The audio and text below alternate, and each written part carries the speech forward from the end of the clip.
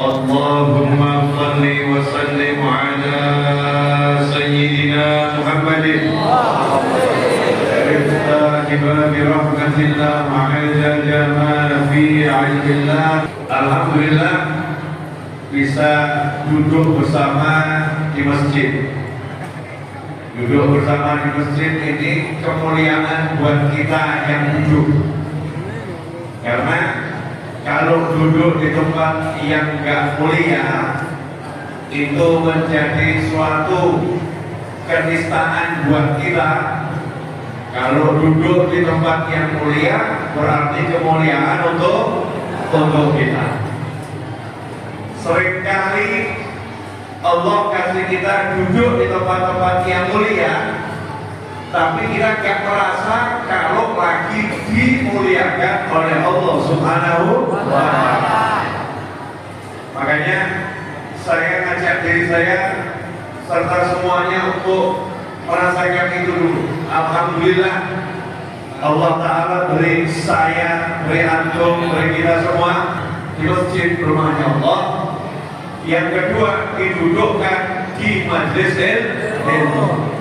Sedikitnya dua hal ini sudah suatu kebahagiaan. Bagaimana tidak? Karena dalam berbagai riwayat dijelaskan tentang mulianya orang-orang yang duduk mencari ilmu. Satu di antaranya umur majelis ilmu, afdal min salati alfi rakatin wa iyadati alfi maridin wa huduri alfi janazatin atau kama qala sallallahu alaihi wasallam.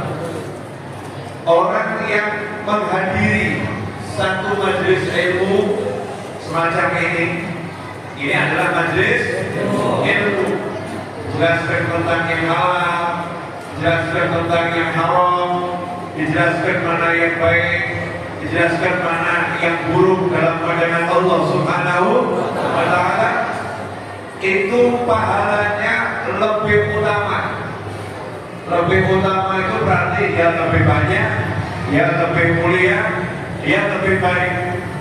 Meskipun yang jadi pembanding adalah hal yang baik. Lebih utama daripada sholat sunnah 1000 rakaat. Kita mau sholat sunnah 1000 rakaat puasa Ramadan saja dengan sholat tarawih 1 bulan belum dapat 1000 rakaat. Dengan sholat tarawih 1 bulan belum dapat 1000 rakaat.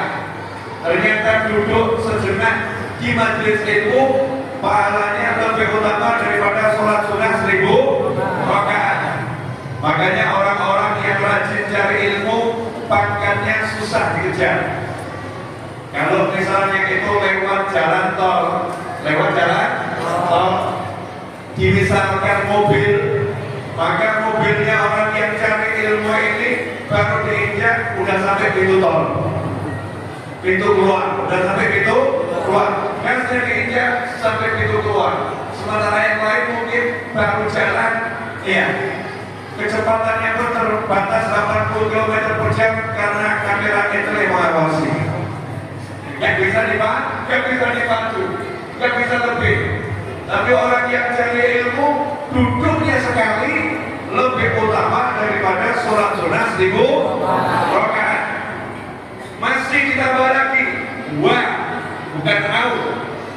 Kalau au itu pilihan atau ini atau ini, bukan. Rasul menyatakan SAW ini dan ini. Setelah dapat pahala yang lebih banyak daripada orang yang sholat sunnah 1000 rakaat, Rasul juga menyatakan sallallahu alaihi wasallam pahalanya lebih banyak daripada menjenguk 1000 orang sakit. Menjenguk 1000 orang sakit.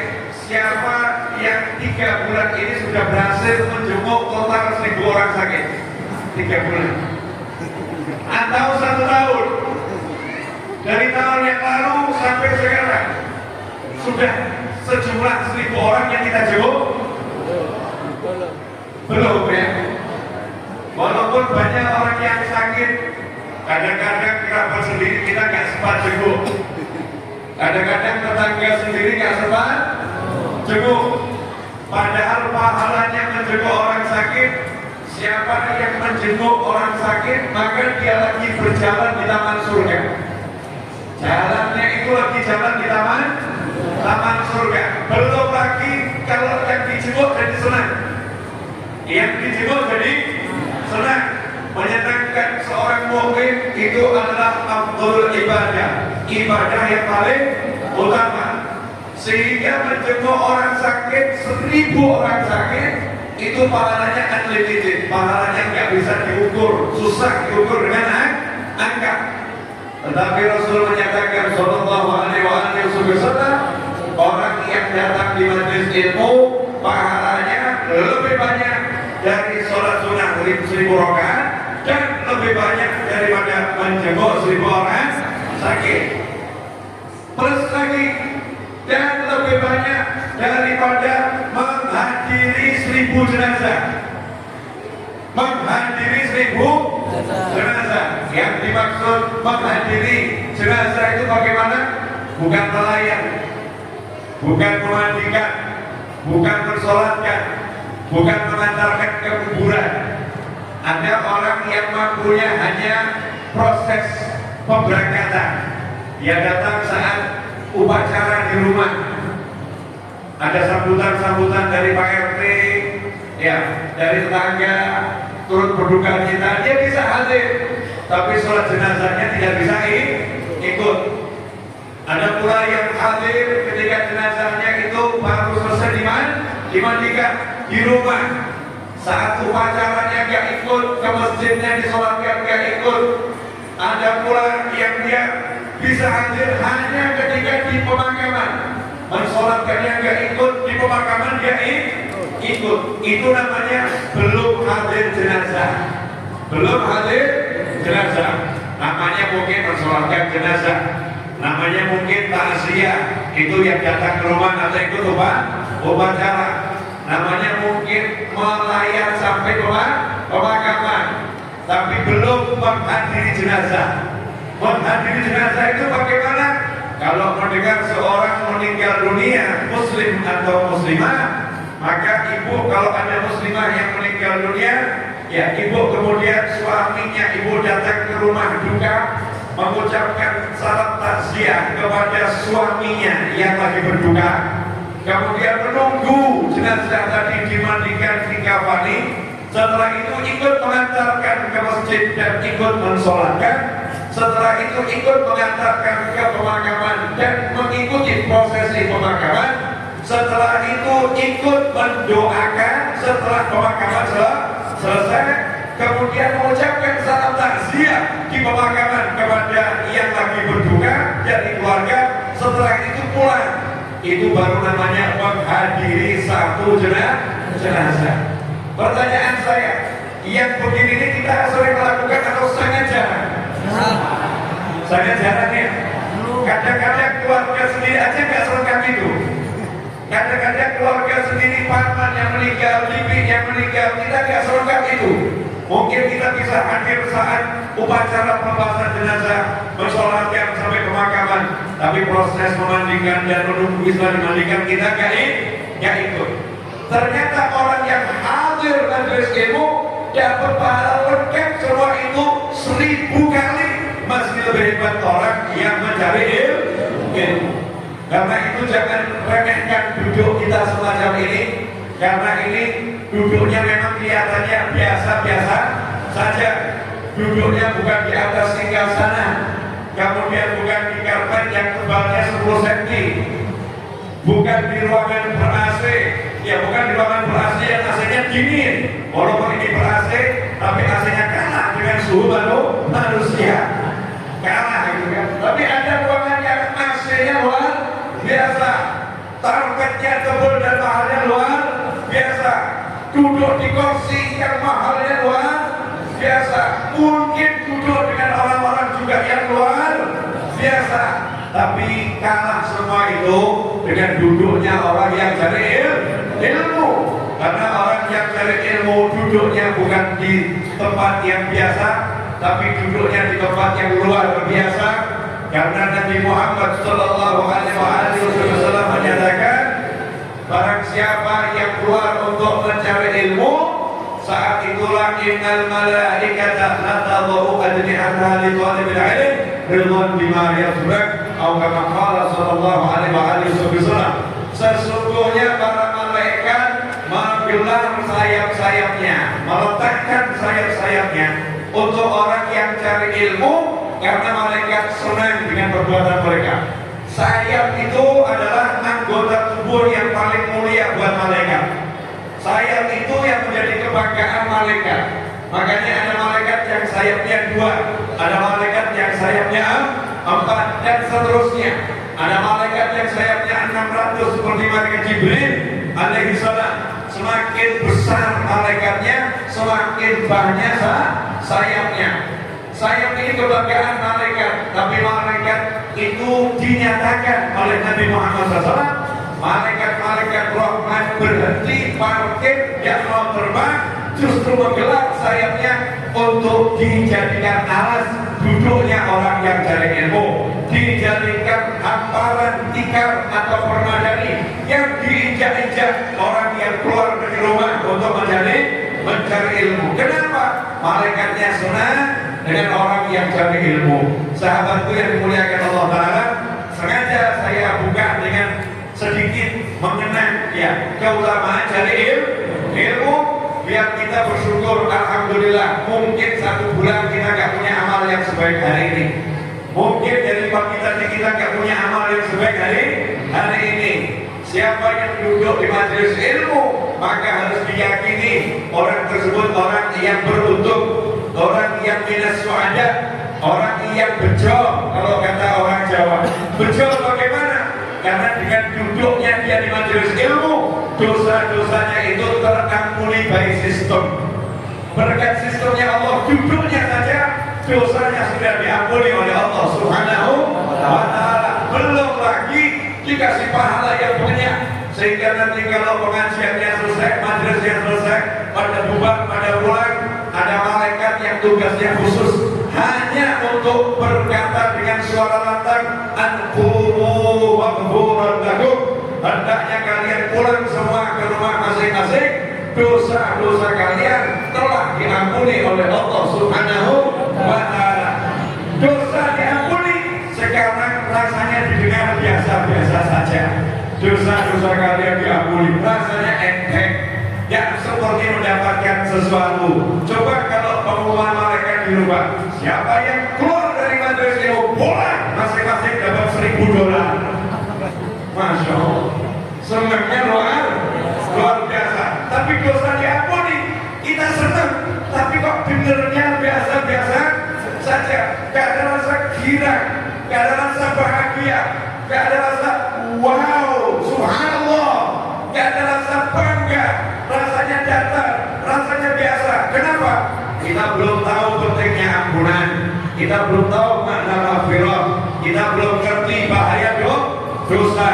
Sesungguhnya yang menyebabkan rezeki itu dicarinya jadi tidak menyenangkan adalah dosa. Orang kalau dosanya itu sedikit, pahalanya banyak, walaupun cari rezekinya itu lelahnya tetap menyenangkan. Walaupun cari rezekinya itu capek, capeknya membahagiakan. Tapi ada orang yang cari rezeki, walaupun gak lelah, dia gak senang. Walaupun dia itu gak capek, dia gak senang. Ada yang cari rezeki, dia capek, tapi dia tidak senang. Udah capek, gak senang. Kenapa seperti itu? Karena hatinya penuh dengan dosa, sehingga apa yang dilakukan menjadi beban, yang dilakukan menjadi tidak menyenangkan, dan seterusnya. Kemudian kalau orang itu banyak dosa, maka rezekinya akan sempit, rezekinya akan berat, rezekinya akan susah. Kemudian kalau orang itu banyak dosa, hatinya jadi kotor. Kalau hatinya kotor, maka setan suka nempel ke sana. Kalau udah setan nempel ke sana, hatinya gak akan nyaman. Seperti kalau kita mau makan, makanan itu di tempat yang kotor, lalat-lalat berdatangan. Kalau udah lalat berdatangan, kita mau minum gak nyaman, mau makan gak nyaman. Maka kalau hidup kita gak nyaman, kita gak merasa senang dengan diri kita sendiri, merasa gak enak dengan diri kita, berarti hati kita digerumuni setan. Kenapa hati kita dikerumuni setan? Karena hati kita banyak kotoran. Kenapa banyak kotoran? Karena banyak dosa. Banyaknya dosa ini di dunia udah buat susah, belum lagi nanti di akhirat. Na'udzubillah min dzalik. Satu yang bisa menyelesaikan dosa, maghfirah, ampunannya Allah Subhanahu wa ta'ala. Kalau diampuni Allah, selesai. Sebesar apapun, kalau diampuni Allah, selesai. Orang yang masuk surga, diampuni Allah, dosa-dosanya masuk surga. Kalau tidak diampuni, proses neraka dulu, jalani hukuman dulu, selesaikan di neraka dulu, baru nanti masuk surga. Karena itu orang-orang yang waras, orang-orang yang berakal, orang-orang yang pandai, orang-orang yang mengerti, maka ia akan berjuang bagaimana caranya mendapatkan ampunannya Allah Subhanahu wa ta'ala. Karena sadar dirinya tiap hari tak bisa lepas dari godaan setan, sehingga sering atau kadang-kadang lupa terjerumus dalam dosa, butuh diampuni, dan Allah sudah siapkan sistem pengampunan yang mudah, diantaranya dengan duduk cari ilmu. Walaupun duduknya di sini ngelamun, walaupun di masjid ini kita duduk bahkan kita tidur dari awal sampai akhir pengajian, gak ada yang dipahami, gak ada yang didengar, dia tertidur, maka tidurnya itu dalam ampunannya Allah Subhanahu wa ta'ala.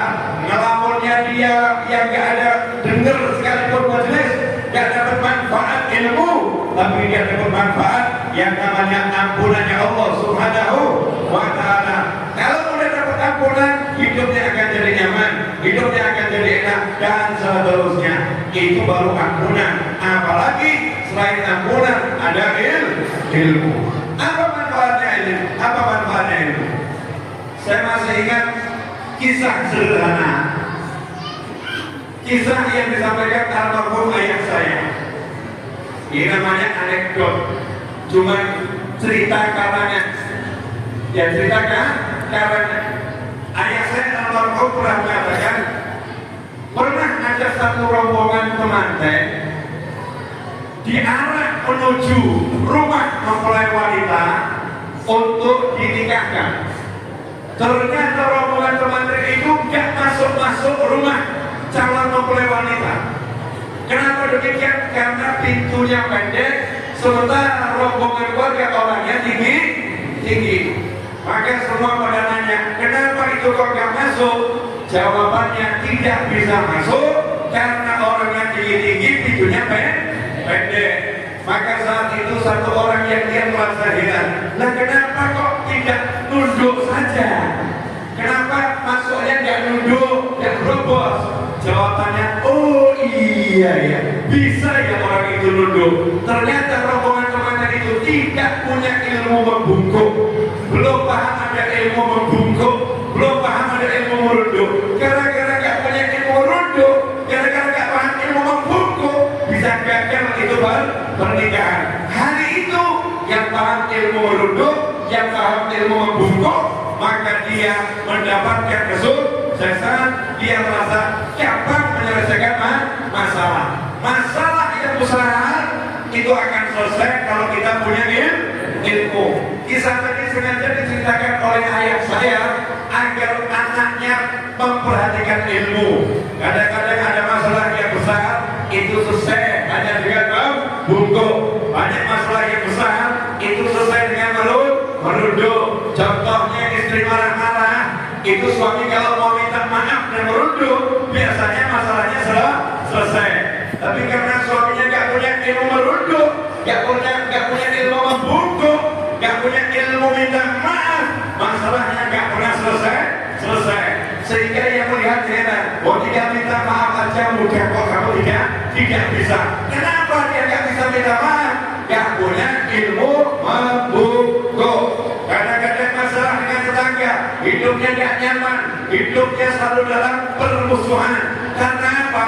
Gak punya ilmu merunduk, gak punya ilmu merendah. Tahunya jalan dengan membusukkan dada, menunjukkan ketinggiannya. Gak pernah dia merendahkan diri. Karena gak punya ilmu yang satu ini. Rumahnya bagus, halamannya luas, tapi hidupnya gak pernah nyaman. Kenapa? Dimusuhi tetangga. Begitu masuk kampung rumahnya, hatinya sempit, rasanya gak enak. Tinggal di rumahnya, rasanya gak nyaman. Kenapa? Karena dia dimusuhi sama tetangga.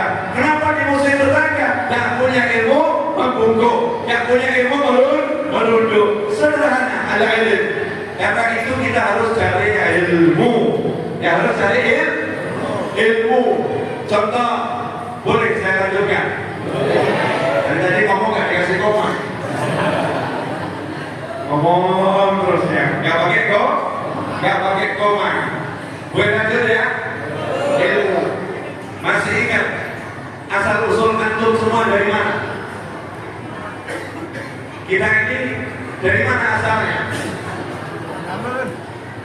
Semua manusia di muka bumi adalah pendatang. Semua manusia di muka bumi adalah pendatang. Pendatang itu bahasa Indonesia, bahasa internasionalnya. Pendatang dari planet lain namanya apa? Alien. Makanya saya heran kalau ada orang dari alien, saya akan mencari adakah kehidupan dari planet lain, adakah makhluk dari planet lain. Padahal yang ngomong itu bukan warga bumi asli. Manusia bukan warga bumi. Manusia adalah pendatang. Siapa yang pertama kali datang ke bumi? Nabi Adam alaihissalam dan Siti Hawa alaihissalam. Kakek kita dan nenek kita. Kakek kita nggak lahir di bumi, nenek kita nggak lahir di bumi, kakek kita bahkan nggak besar di bumi. Ya, nenek kita nggak besar di bumi. Kakek kita lahirnya di mana? Di surga. Bukan lahir, tapi diciptakan oleh Allah Subhanahu wa Ta'ala dengan proses tertentu. Nenek kita, siapa yang melahirkan? Nenek kita nggak dilahirkan siapapun, tercipta dari tubuh kakek kita. Keduanya tiba-tiba udah besar, gak pakai masa bayi, gak pakai masa kanak. Nabi Adam itu begitu hidup langsung 30 meter tingginya, situn nadhirah, 60 lengan, melek langsung 30 meter. Bayangkan kalau ibu lahir langsung 30 meter. Ngeri apa jangan? Ngeri. Dari planet lain, dari alam lain, namanya alam surga. Sama Allah Ta'ala diturunkan. Turun itu kalau bahasa modern pesawatnya turun, namanya apa? Landing. Ya, kalau naik namanya take off. Nanti kita kalau meninggal, insya Allah baca umur, kita take off. Tapi kalau kita ini ke bumi, namanya landing. Makanya manusia ini makhluk dari luar bumi yang landing ke muka bumi. Siapa penghuni bumi asli? Nah, ini yang akan dijelaskan. Penghuni bumi asli ada al-gajahu, gajah, ya, macan, singa, serigala. Itu penghuni bumi asli. Hewan-hewan yang di darat, hewan-hewan yang di laut, itu penghuni bumi asli. Makanya kalau ada film, ya ada film yang dibahas dinosaurus. 10 juta tahun yang lalu, dinosaurus, betul ibu? Iya, dinosaurus itu penghuni bumi asli. Tapi semuanya tunduk. Gajah yang besar ditundukkan sama Allah Ta'ala. Sapi yang besar ditundukkan oleh Allah Ta'ala. Kuda yang larinya cepat sampai ukuran kecepatan kendaraan horsepower, kecepatan kuda cepat larinya. Tapi kuda yang cepat larinya mau ditunggangi manusia. Gajah yang besar mau ditunggangi manusia. Sapi yang besar mau ditunggangi manusia. Bahkan sapi mau ditarik-tarik manusia. Padahal tenaganya lebih besar sapi. Gajah yang besar mau ditarik manusia. Padahal tenaganya lebih besar gajah. Kuda yang gagah itu mau ditarik manusia. Padahal tenaganya jauh lebih besar kuda. mudah. Kenapa?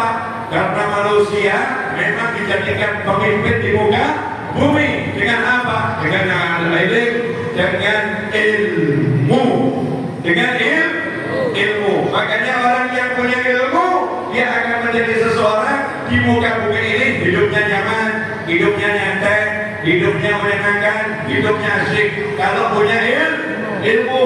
Karena itu kalau kita lihat sejarah kita manusia, sebelum kita landing di muka bumi, di bawah kakek kita, waktu kakek kita itu landing, kita ada di mana? Di sulbinya Nabi Adam alaihissalam. Semua ruh ada di sulbi Nabi Adam alaihissalam. Semuanya dibawa oleh Nabi Adam alaihissalam. Setelah itu sebelumnya di mana? Di alam surga. Allah Ta'ala pamerkan kita di hadapan malaikat. Malaikat semuanya disuruh sujud. Bahkan yang bukan malaikat juga disuruh sujud. Asalkan itu kumpul sama malaikat, disuruh sujud. Siapa yang kumpul dengan malaikat? Iblis. Iblis itu malaikat? Bukan. Iblis itu siapa? Bangsa jin yang kuat. Kenapa disuruh sujud bersama malaikat? Karena iblis memang hidupnya dulu kumpul bersama malaikat. Karena iblis kumpul sama malaikat, maka ketika Allah mengatakan, wahai malaikat, sujudlah pada Nabi Adam, iblis termasuk yang diperintah. Kedudukan iblis disamakan dengan kedudukan malaikat karena bersama-sama dengan malaikat.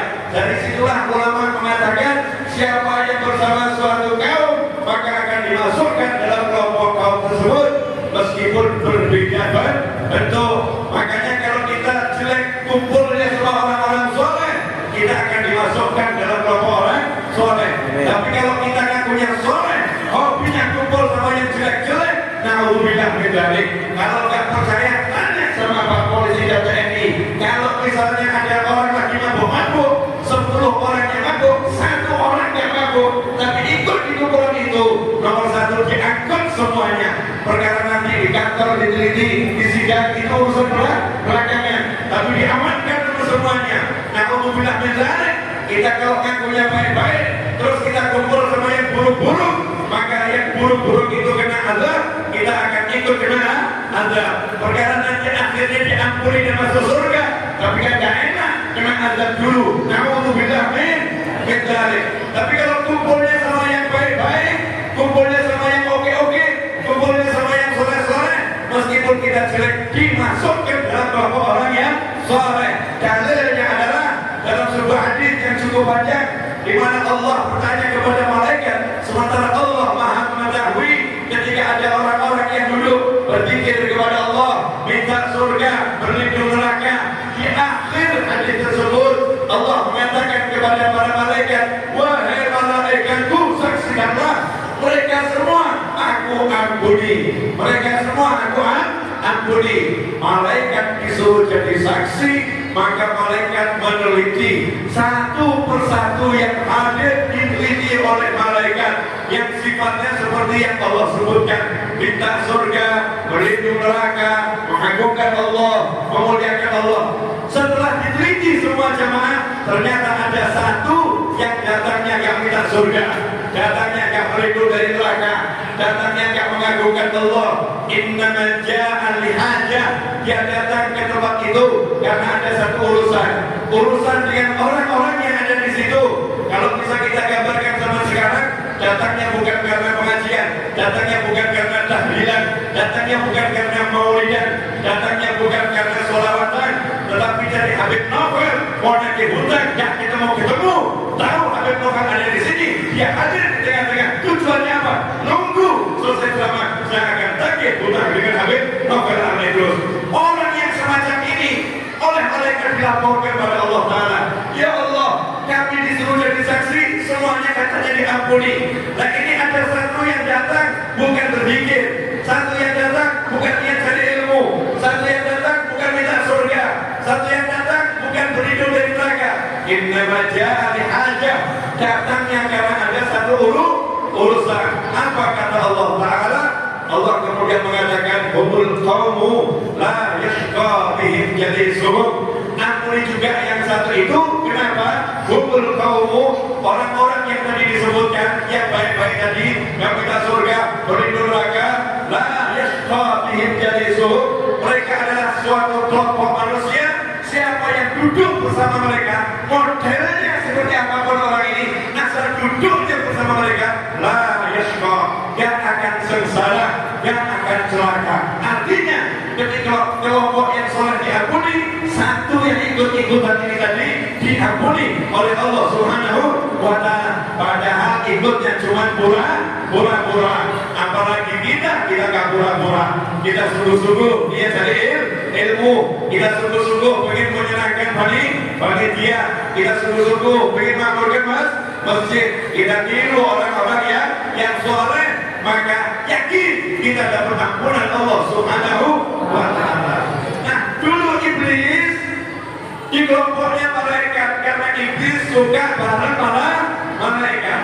Tapi hari itu iblis disuruh sujud pada Nabi Adam alaihissalam, yang nyuruh Allah. Iblis menolak, tidak mau. Kenapa? Karena iblis iri, karena iblis dengki. Kenapa iblis iri? Iblis merasa aku udah berjuang ribuan tahun taat sama Allah Ta'ala, ini ada makhluk belum jelas, baru dikeluarkan dari surga, dan tahu apa-apa, belum bekerja, belum berusaha, belum menunjukkan hasil, belum berjuang, belum melakukan apa-apa, kok tiba-tiba kami yang sudah berjuang lama, malaikat yang selalu taat, kok disuruh sujud sama manusia yang satu ini. Maka iblis tidak mau, karena iblis iri melahirkan sifat sombong. Karena iri, karena dengki, akhirnya orang yang mau sujud kepada Nabi Adam alaihissalam. Apa kata Allah Ta'ala? Maka oleh Allah Ta'ala iblis dilaknat selama-lamanya. Saat itulah malaikat disuruh sujud. Kenapa disuruh sujud? Karena malaikat ditunjukkan oleh Allah Ta'ala kelebihan yang dimiliki oleh Nabi Adam alaihissalam. Saat itulah Allah Ta'ala perintahkan Nabi Adam menunjukkan beberapa macam benda-benda kepada malaikat. Saat itulah malaikat diperintah sama Allah Ta'ala, coba sebutkan itu namanya apa? Itu namanya apa? Itu namanya apa? Malaikat yang udah hidup lama, malaikat yang udah keliling alam, malaikat yang udah kemana-mana, semua menggelengkan kepala. Nabi Adam yang baru diciptakan, Nabi Adam yang dikurung di dalam surga, Nabi Adam yang belum dikenalkan dunia luar, oleh Allah Ta'ala diperintah sebutkan itu wahai Adam. Nabi Adam kemudian menyebutkan satu persatu namanya apa, fungsinya apa. Maka disitulah malaikat semuanya sujud menghormati ilmu yang dimiliki Nabi Adam alaihissalam. Subhanaka la ilma lana illa ma 'allamtana innaka antal alimul hakim. Malaikat pun kemudian mengatakan subhanak, maha suci engkau ya Allah, maha agung engkau ya Allah, la ilma lana illa ma 'allamtana. Kami tidak punya ilmu kecuali yang telah Kau ajarkan kepada kami. Malaikat mengakui kehebatan ilmunya Nabi Adam alaihissalam. Karena itulah amalan yang pertama kali diselenggarakan Nabi Adam bersama para malaikat di jannahnya Allah Ta'ala. Amal yang namanya ta'allum wa ta'lim, sama-sama belajar dan mengajar. Nabi Adam mengajar, malaikat belajar. Karena itulah sampai sekarang kalau ada manusia yang mengajar, malaikat akan datang merendahkan diri, malaikat akan datang gelar sayap, malaikat akan datang tunduk. Karena itulah orang-orang yang ikhlas, orang-orang yang sungguh-sungguh cari ilmu, baik yang belajar maupun mengajar, yang membela adalah malaikat, yang mendukung adalah malaikat. Sehingga kalau kita lihat, kenapa itu para kiai, kenapa itu para guru, kenapa itu orang-orang yang menyampaikan ilmu, kenapa itu para santri yang sungguh-sungguh, kalau punya ajar, kenapa kok mudah terwujud, kalau punya keinginan, kenapa mudah tercapai, kalau punya harapan, kenapa mudah terlaksana, kalau punya masalah, kenapa mudah terselesaikan, kalau menghadapi hal-hal yang sulit, kenapa mudah mendapatkan penyelesaian? Karena malaikat-malaikat yang mendoakan, malaikat-malaikat yang bergerak dalam senyap yang kelihatan, karena malaikat-malaikat yang berjuang untuk mewujudkan dengan perintah Allah Subhanahu wa Ta'ala. Makanya kalau kita pengen hidupnya enak, hidupnya mudah, salah satu resepnya